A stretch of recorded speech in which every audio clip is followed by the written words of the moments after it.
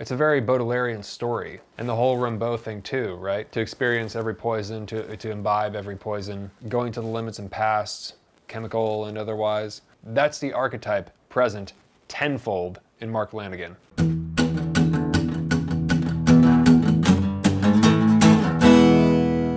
Better than food, man. Good afternoon, everyone. Welcome to Better Than Food Book Reviews. I'm your host, Clifford Lee Sargent. Great to see you as always. Hope you're doing well. Get that coffee.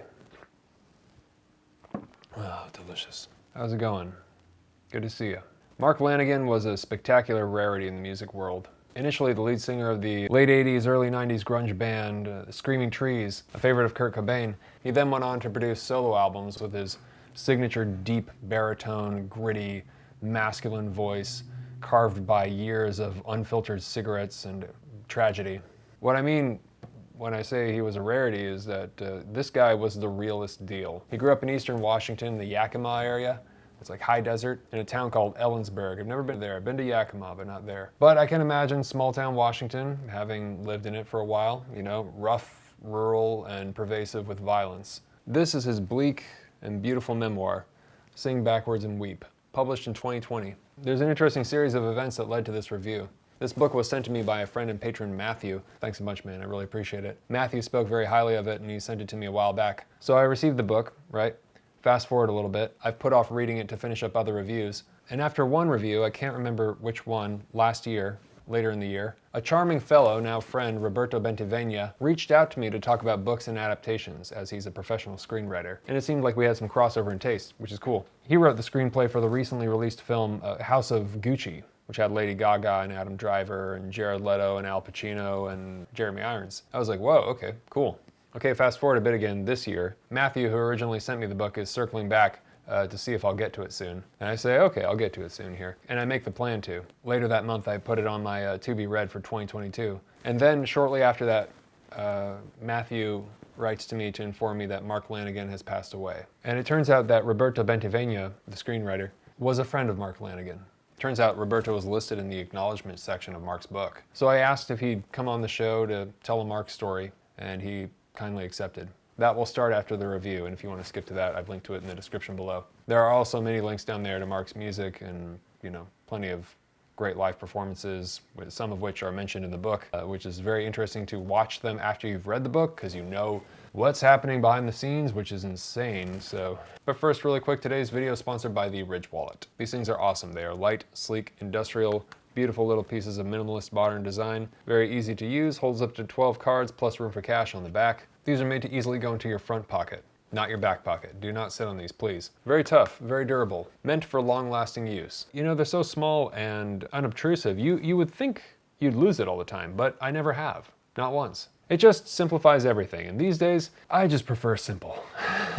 This is the Stonewashed titanium model, very sleek, very nice, makes a great gift. The durable material means that each wallet comes with a lifetime warranty. You could buy this one wallet and carry it for life. Get 10% off your order today with free worldwide shipping and returns by going to ridge.com/betterthanfood and using the discount code betterthanfood. The link is below. Thank you so much. In addition to me loving Mark Lanegan's music, my taste has a heavy crossover with his. So for me, you know, one of the selling points of the book is just reading about the things and the people he enjoys. Mark Lanegan has another book called I Am the Wolf, Lyrics and Writings, and Roberto helped edit that, apparently. So that's something to check out that I have not read yet.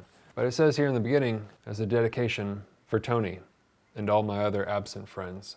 And Tony is Anthony Bourdain, who was encouraging him to write this book. And Mark was sending it to him as he was writing it, and then halfway through the writing of it, Anthony Bourdain took his own life.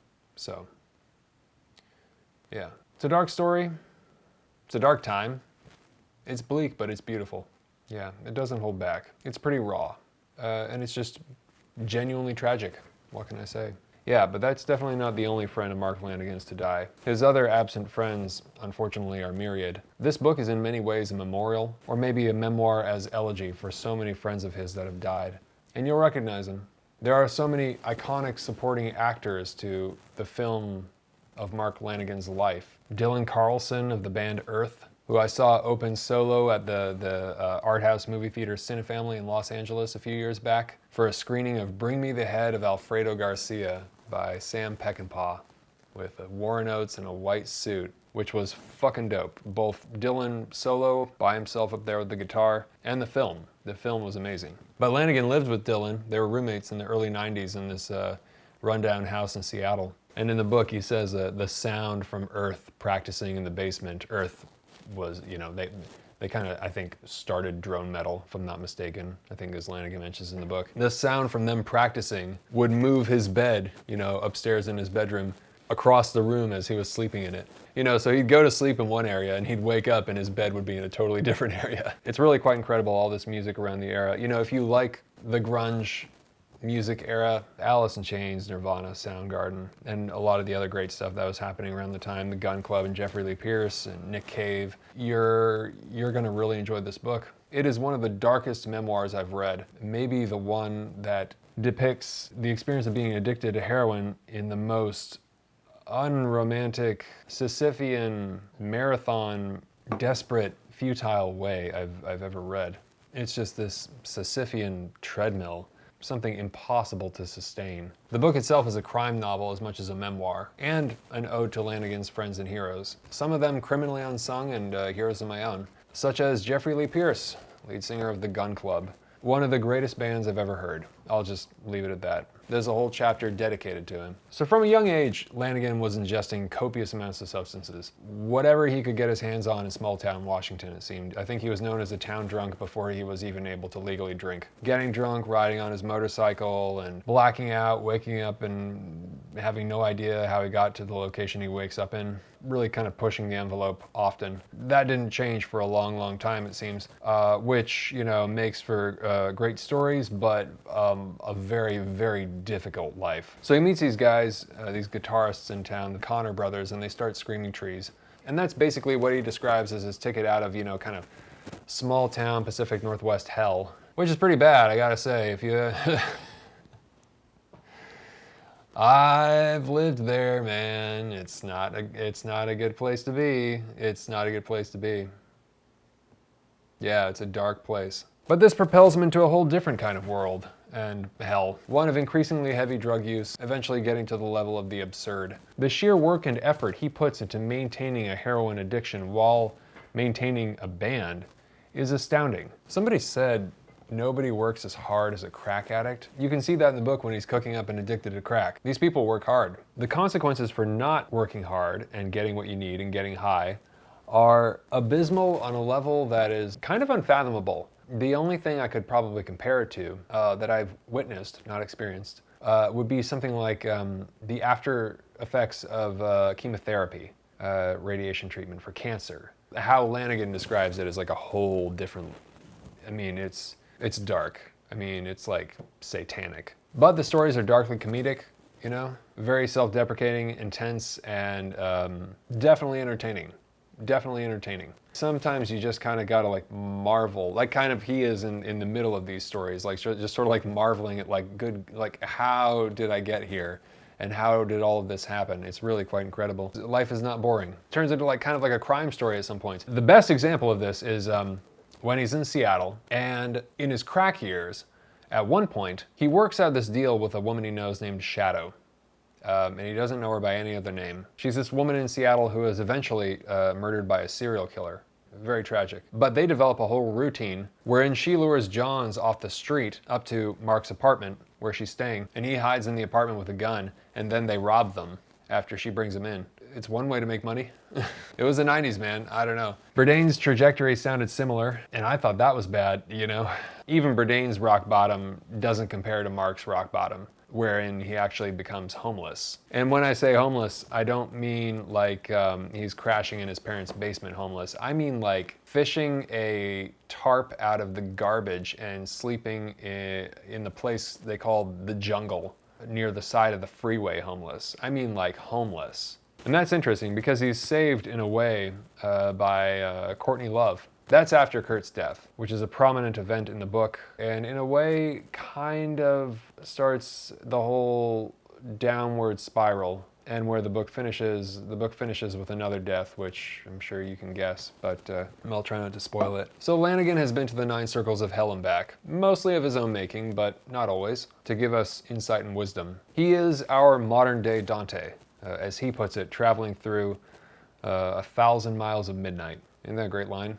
I think I heard from Roberto that Marc was a fan of Rimbaud and Baudelaire. It's a very Baudelairean story, and the whole Rimbaud thing too, right? To experience every poison, to imbibe every poison, going to the limits and past, chemical and otherwise. That's the archetype present tenfold in Mark Lanegan. After reading it, one really gets a feeling for the whole drugs and alcohol can have on a person, for that kind of mental prison. Forced to be sober for 5 years in his 20s, he experiences, there's one point in the book where he experiences a day from hell, and then he ends up drinking that night for the first time in years, and his girlfriend comes over to his hotel room very worried because he's been drinking, and she can see that he looks 10 years younger after having drank. All the white-knuckled stress from sobriety just aged him. So there's this twisted thing that occurs. It's complex. So the book is filled with bizarre anecdotes and madcap stories, coupled with memories of his friends. He talks about the first time seeing Nirvana, about his friendship with Kurt Cobain, Lane Staley, lead singer of Alice in Chains, about Liam Gallagher from Oasis being like his archenemy, the time Johnny Cash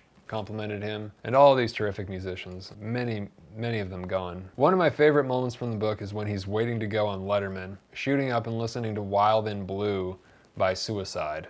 Meanwhile, remarking on Jeff Goldblum's eccentric, weird hallway rehearsals, as he's one of the guests on Letterman that night. Now this is in part because I know that album, and I love that album. The next night we made our national television debut performing on Late Night with David Letterman. I had a bruised black and blue eye, and Barrett was unable to play because his shoulder had been dislocated in the brawl. Sitting in the green room where we were required to hang out during the afternoon hours before our performance, I drank from a pint bottle of gin hidden inside the inside pocket of my jacket. I looked on with a kind of curious bemusement as the featured guest, actor Jeff Goldblum, read aloud from some book in a huge, affected, obnoxious voice as he walked quickly up and down the empty hallway alone for at least an hour. It was like being forced to watch some bizarre preparation of an audition for a role in a tedious, weird Shakespearean play. I thought, what the fuck, man? Is he on coke? Is this how a serious thespian prepares for a talk show? I concluded that he was just a weird fucking dude. I put some headphones on and listened to Suicide's A Way of Life on my Walkman. I loved them, and that album in particular always got me jacked up. There were many days I would take my first shot of heroin with Alan Vega's creepily affected voice saying, "Yeah, this is the cops. Yeah, she's wild in blue," over a propulsive industrial electronic beat as the soundtrack to my morning fix. Just as the Dead Kennedys were the only thing I wanted to hear while on acid as a kid, I had my favorite music for shooting heroin. While shooting coke, I needed total silence. Now, while he wrote that, I should also say, there's probably no other book I've read that is just a demonstrative example of just don't do drugs. Don't do heroin, just don't do it. It's like, yeah, it might sound cool at first, but then, oh my God. If you ever needed kind of another scared straight reason not to do heroin, here it is. This is one of the most effective examples.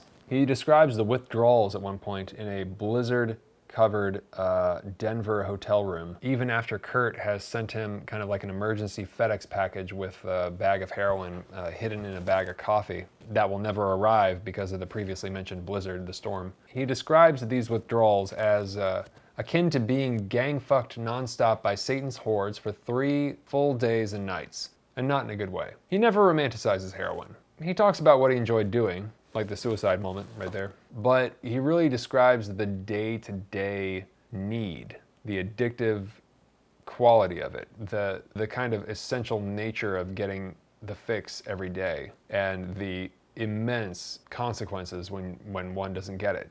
Just don't do heroin. It's fucking stupid. Don't do it. I had friends who got on heroin from my small town, Oregon past. One of them lived. The other one died in a Kmart parking lot, overdosed. It doesn't go anywhere good. I've read Bourdain's accounts where he said in his past he woke up every day knowing exactly what he needed to do, find heroin. But this is a whole new empathetic form of that story, which really assaults the reader with a world wherein the rules of the game are simple and crystal clear. Every single day, either you find heroin or else. What that else is almost unimaginable suffering. It's an intolerable physical suffering. Vomiting and shitting black fluid. That's what happens if he doesn't take it. So it's like he's forever warding off some sort of diabolical exorcism. It's vampiric. The blood symbol did not go over my head. And he's often walking the streets of cities in America and Europe at night, searching for smack. The greatest climactic story of this nature plays out in Amsterdam, wherein we find Lanegan in his early 30s trying to buy heroin and falling over and over into withdrawals for one reason or another. This one particular night is one of the most hellish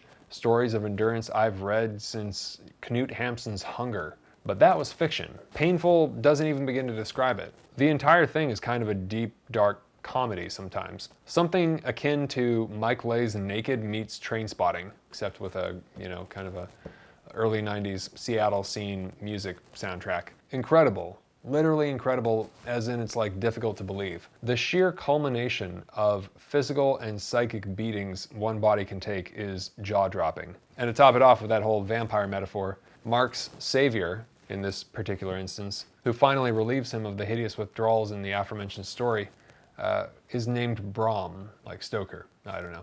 It was interesting. There's a real easy lesson to take away from this. A really solid one. Don't ever fucking do heroin. Or crack. Never. While of course maybe that's the moral of the story that we could take away, that is of course not the book's only function. Not at all. He came close to death so many times. It's astounding. It's a compelling, insightful story. One of the greatest musicians of that era, period.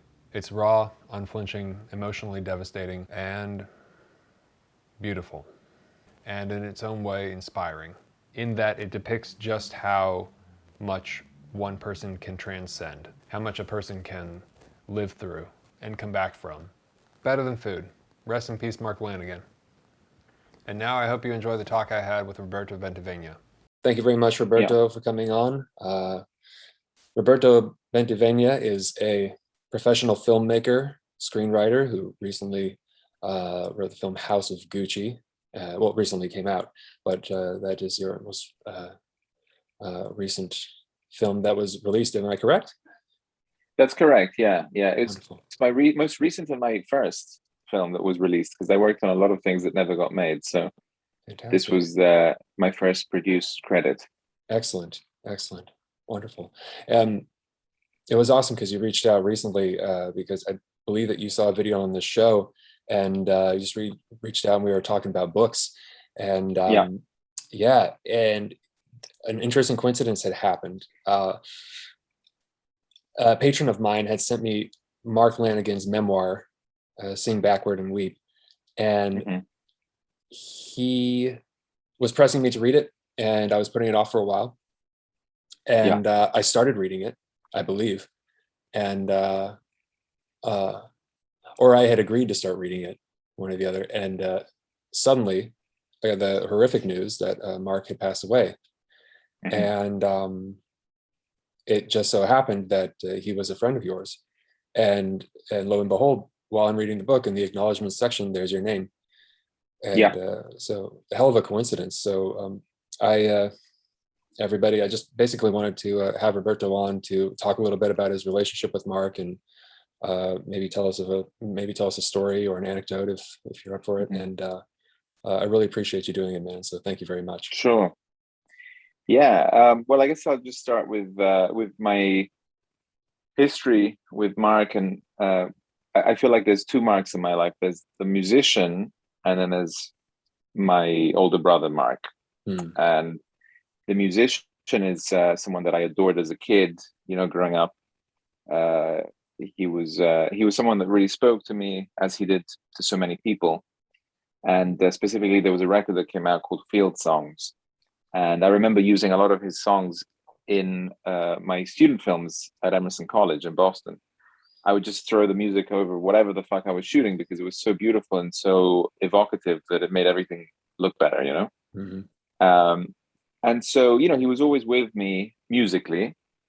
And years later, when I was putting together a movie called The Eel, which never got made, but is now in the process, hopefully, of being resurrected, I reached out to Mark's manager, and I just said, I'm a filmmaker trying to get a movie together, and I've always loved Mark's music, and I also love Mark's look, because I feel like he's, he had this sort of gunslinger look to him, That's and a great way to put kind it. of a fucked up, the movie's kind of like a fucked up acid western.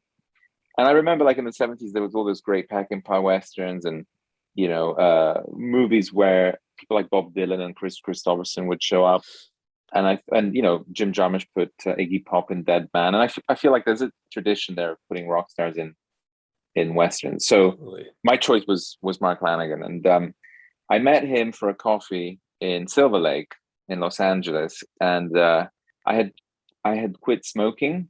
I was never a big smoker, but I was like, I'm going to get into vaping, and so I was sitting there, in a cloud of vape smoke, and he rolled up in his Dodge Magnum SRT, which was basically a hearse on steroids, and he walked up to me, and he actually confessed years later that he was very reluctant to engage with me, seeing that I was vaping, because he had a problem with vapors. He thought they were basically full of shit.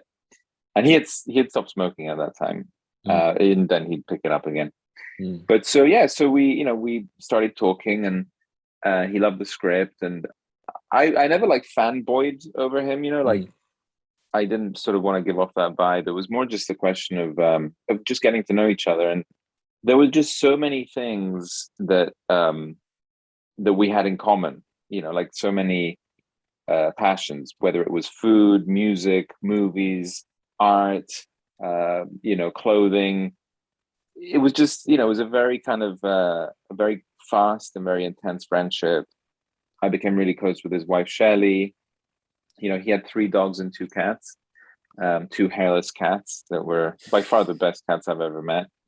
And, I would stay at their house, and if he had to leave or go on tour, I would take care of the dogs.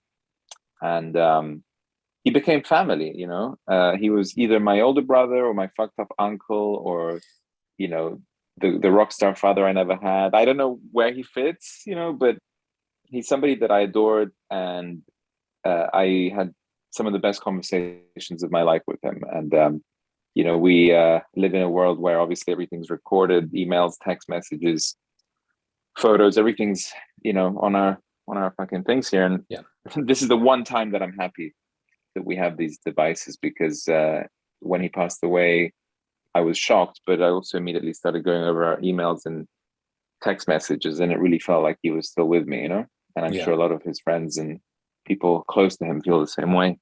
Yeah, most certainly. Do you remember your last interaction with him, or the last time you saw him? Yeah, well, he'd moved to Ireland about 1.5 years ago, right after the pandemic hit, and either before or after, but it was during that time. And we kept in touch mostly over email. I had a great chat with him in the summer, and the last email that I got from him was about 10 days before he passed.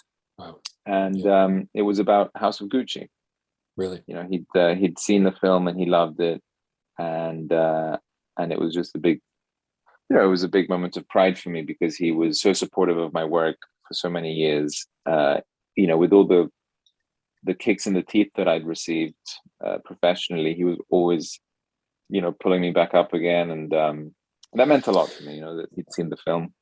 There's a moment in that biography, and you probably know exactly what I'm talking about, where he's talking about in order to be in the industry that you are in, you have to be like I think he said you had to be a fucking bulldog or something like that. And I couldn't help but think about you when I was reading that bit, because I'm about 2/3 at the time of recording this through the book, so I remember that distinctly, because that very much seems like the truth to me. So that's awesome. Oh, for sure.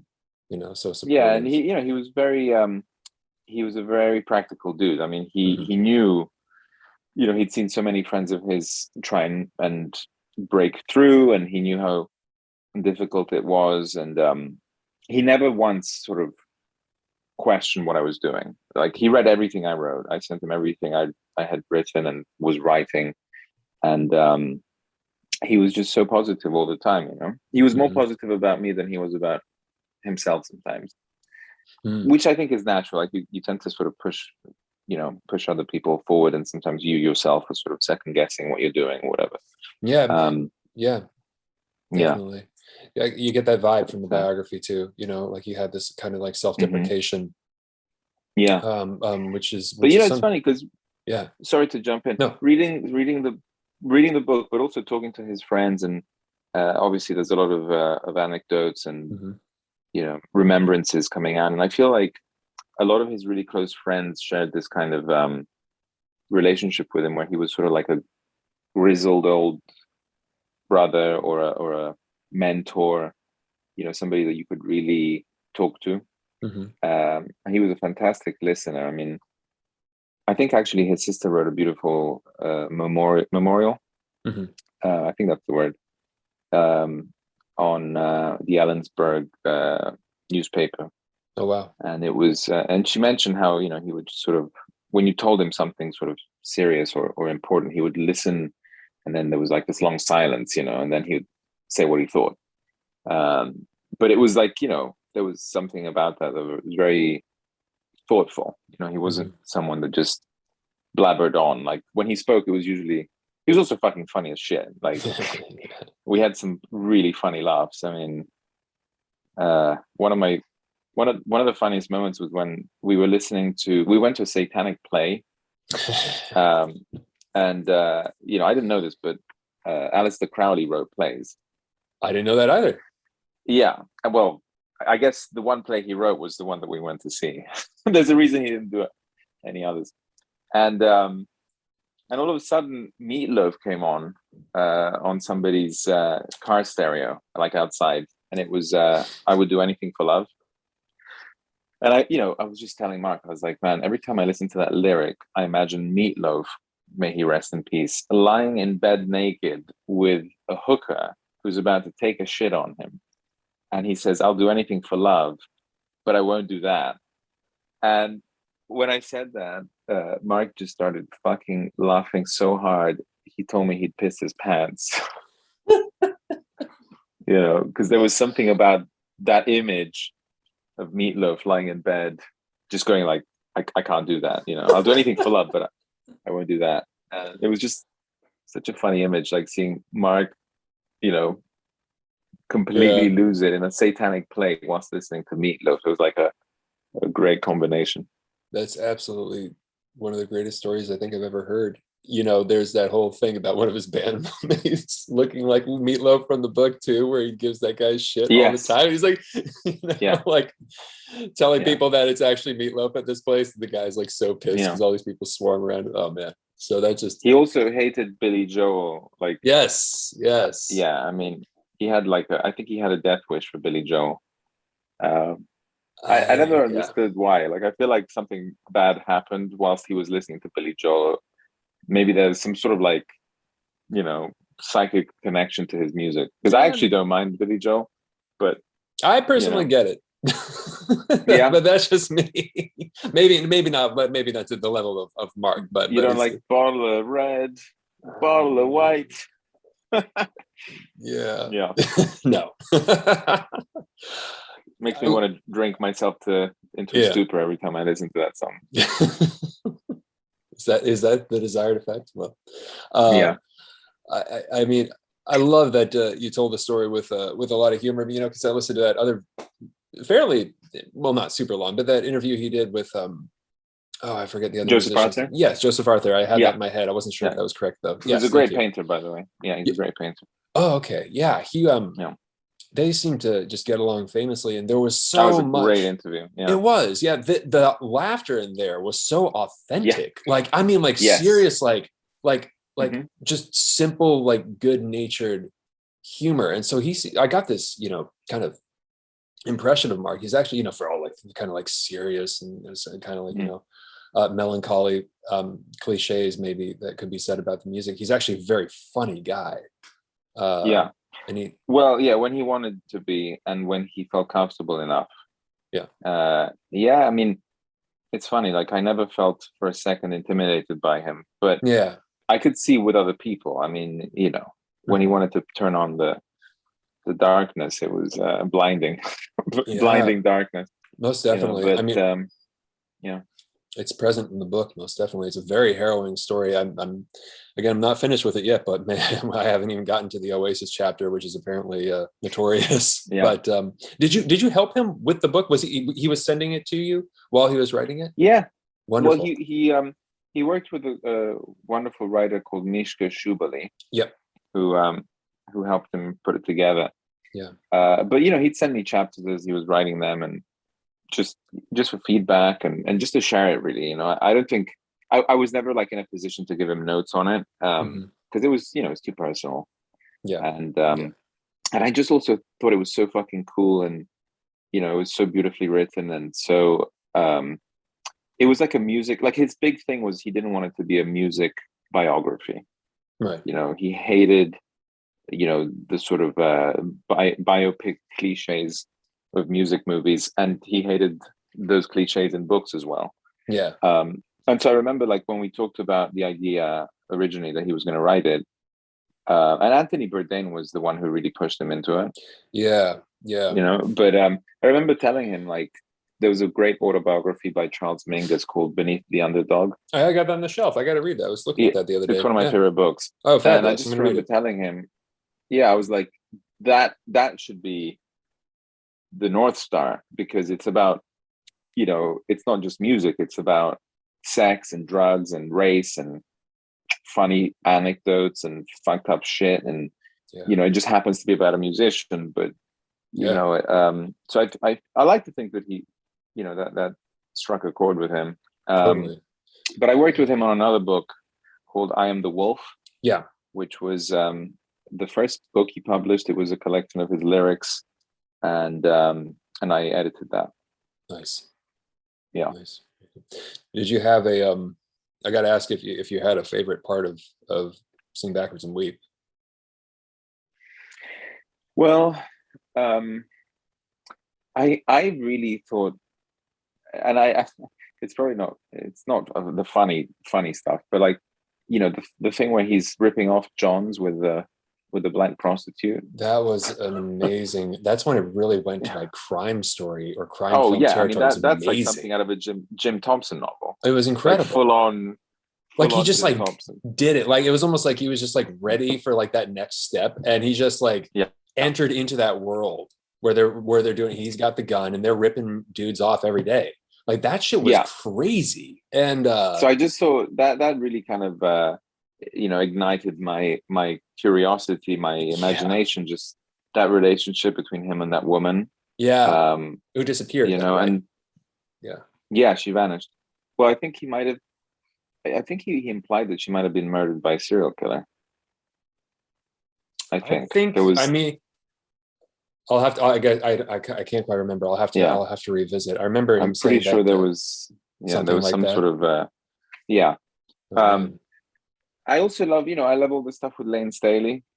Me too. That friendship was very, very meaningful. Yeah, hell of a singer too. Yeah, and it's so weird because I haven't had a lot of death in my life. I don't know if that's a good thing or a bad thing. But I'd say probably pretty, Mark, pretty good. I don't know about that, because you're not equipped anyway. It's not like, it's not like learning how to play the ukulele. I mean, everybody reacts differently, but sure. Mark was one of the big losses so far. And then I thought to myself, if I'm feeling about him now, and this is sort of a one-off thing that I'm experiencing, he had so many close friends die on him. Yeah, man. And, I mean, that book is, right. So, I mean, that must have been very tough, especially, people like, he obviously felt very guilty about Kurt Cobain. Yes. Calling him before he killed himself, and Lane and Chris Cornell passed away. And, Anthony Bourdain. John Lee, what is it? John Lee Pierce?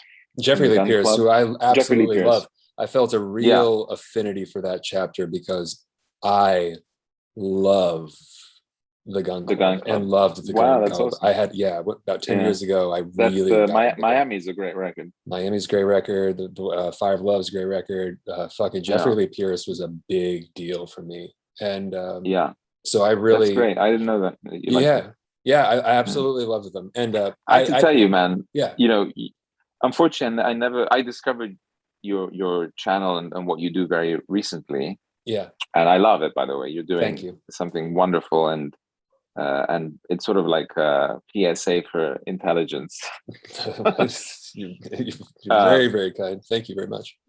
And he would have loved loved what you do, and he would have loved talking to you, because a lot of the books you read and a lot of the things you talk about, I feel like they were just up his alley and my alley as well. And Yeah, man. you know, he was Yeah. very well read. I mean, Yeah, you know, one of clearly. the great poets. There was a great poet called Robertson Jeffers Mhm. that he recommended to me when I drove up to Carmel by the Sea in California. Oh my God. And Yeah. there's a house there Uh-huh. that Robinson Jeffers built with his own hands, like literally Wow. just like brick by brick. Fuck. And he lived in this house, you know, for 30 years, I think. And Wow. Mark, you know, when I was driving up the coast to go to a wedding, he's like, "You got to go to Robertson Jeffers' house." And so I was listening to Jeffers' poetry while I was driving up there, and I fell in love with his work. He's wonderful. Yeah. And then Mark started sending me all these other poets, and there was a lot of he was, you know, a huge bookworm. I mean, he loved Cormac McCarthy. He loved who's the guy who wrote A Feast of Snakes? Harry Crews. Yeah, definitely. Harry Crews. Crews. He sent me Cruz's autobiography once, and Yeah, man. he loved The Knockout Artist, which is another one of his books. I heard that was that was the one to read. And I got that Yeah. on the shelf from Dana, a nice writer who sent that to me. Yeah. Mm.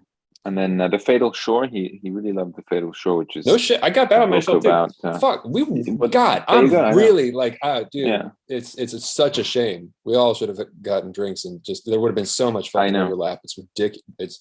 Yeah. It's a massive tragedy. Yeah, but I mean, what anything else that you can mention? Because I mean, that's one of the major points of enjoyment for the book for me. Of course, is just listening to what he likes, what Mark Lanegan loved. You know, that's wonderful to read. Yeah, we were talking a lot about Heisman's. Oh yeah, The Damned, Laba. Yeah. He was really into that. He loved Bukowski. Yeah. He loved Rimbaud. Yeah. You know, all the French impressionist poets, Baudelaire. Yeah. Who else did he like? He loved noir. He loved Jim Thompson and Charles Williams and those guys. Nice.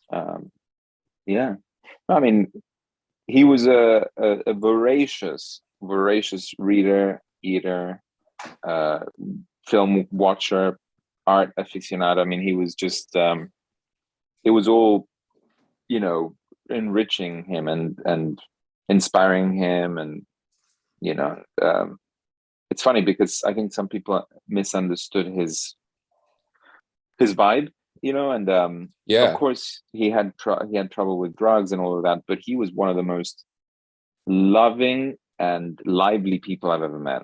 Yeah, you know, he was so full of life. I mean, he was always doing stuff.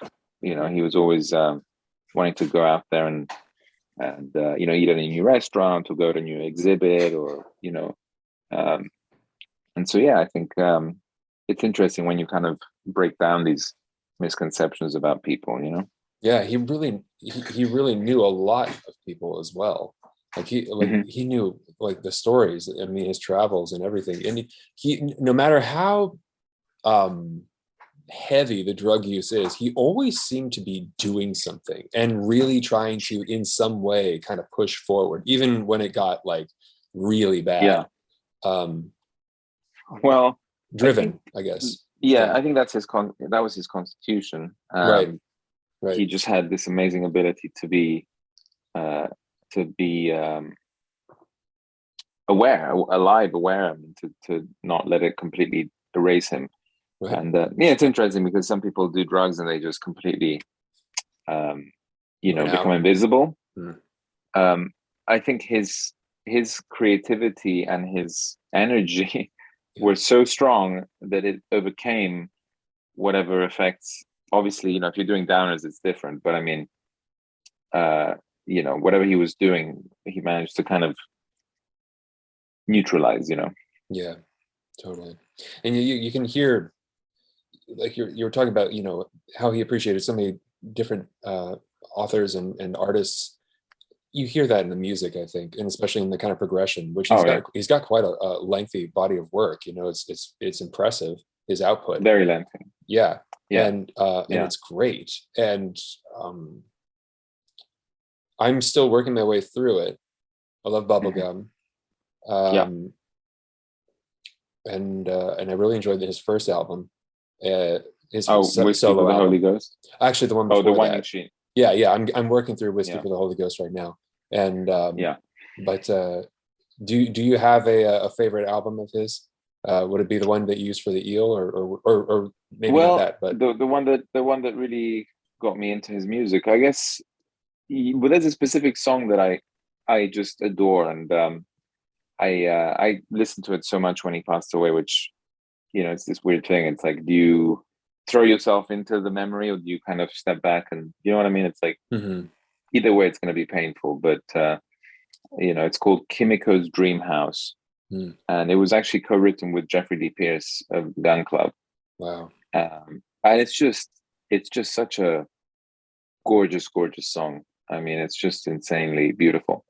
Um, in terms of albums, I really love Blues Funeral, Mhm. which Yeah. it's the one that he did about 10 years ago, that kind of like, it kind of sparked his new, uh, slightly more electronic era, when Yeah. he started working with Alan Johannes, and using more synthesizers and all that stuff. Hmm. So I thought that was a beautiful album.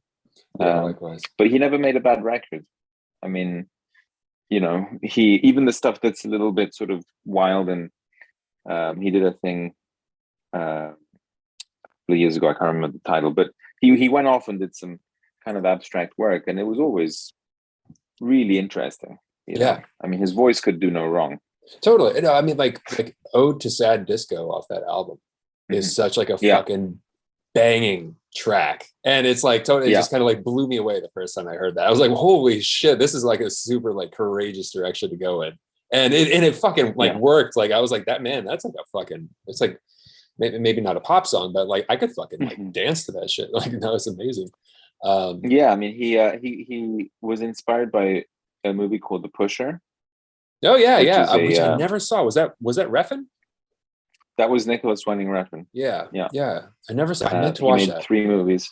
Yeah. Yeah, and I guess there's I can't remember. Maybe on the soundtrack there's a song called "Sad Disco" or something. But like, Ah. there was a connection there that I can't remember exactly. But Oh wow. "Ode to Sad Disco" was a direct reference to The Pusher. Oh, that's rad. Yeah, The more world gets smaller and things connect. That's wild shit. yeah. Interesting. Mm. Well, I mean, I guess I can leave it. We can leave it there. Is there anything else you'd like to add about it, or about him, or Well, anything? um, yeah. It's quite amazing, because I like I said at the beginning, I knew the person as a friend, and I always managed to kind of distance myself from the music after I got to know him, because I didn't want it to be a thing where it was like, I mean, every time we hung out, of course, we talk about movies and music and stuff, but it was a much more kind of um, just hanging out with a friend. You know what I mean? Like it was talking about all sorts of shit. Yeah. But it is quite surreal when your friend becomes a legend overnight, and I feel like I knew that was going Yeah. to happen, because he was too brilliant, and he spoke to too many people for that not to happen. Yeah.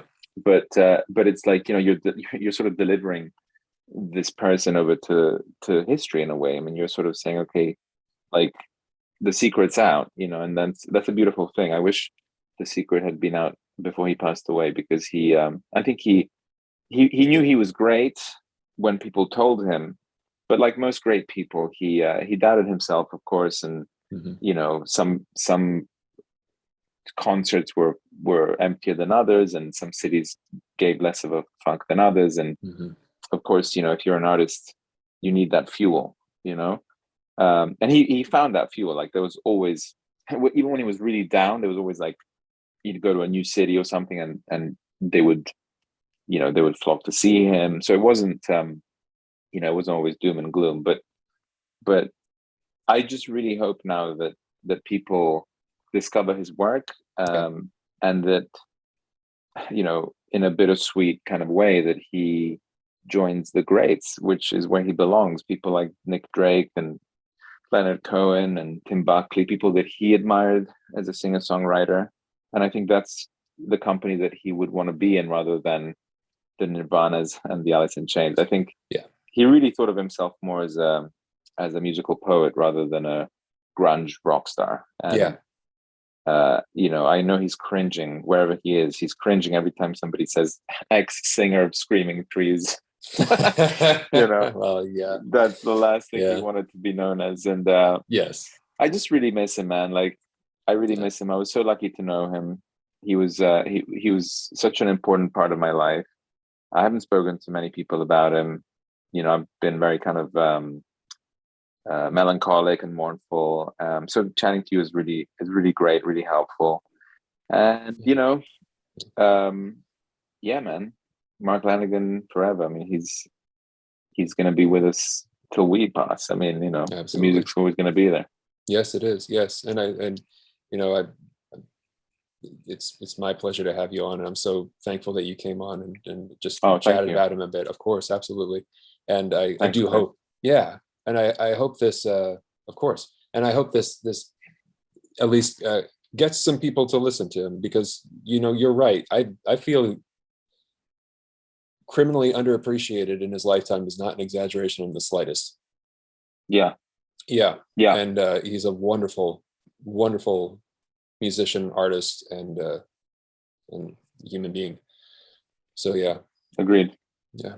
Well, thank you very much, Roberto. I really appreciate it. Thank you for having me, man. It's been a pleasure. Absolutely. I'm sorry for your loss. I mean, sorry for all of our loss. Thank you, bro. You know, yeah. Thank you. Of course. Appreciate that. Talk to you soon. All right. Take care. Ciao. Take care. Ciao. A huge thank you to Roberto Bentivegna for coming on the show. I highly suggest you all go watch House of Gucci, and I can't wait to see what he comes out with next. Coffee time. And you all know how this works, so I'm just going to keep it short for this one. Okay, cool. Best of luck to all the patrons, and thank you so much for the support. Okay, here we go. Romulo. Thank you very much, Romulo. You're going to receive Sing Backwards and Weep by Mark Lanegan, plus a bag of delicious coffee. And I hope you love both. Cheers. Please subscribe if you haven't already, and hit the thumbs up if you enjoy this, and always remember, bring a book wherever you go. Hope you're doing well out there. Don't do drugs. Read this book if you need a reminder. Rest in peace, Mark Lanegan. I don't know where they're playing your music in the afterlife, whether upstairs or downstairs, but wherever you're singing, that's where I want to be. Rest in peace. Tell the ones you're close to that you love them. Take care of yourselves. Have a good night. Talk to you soon. Thanks for watching. Ciao.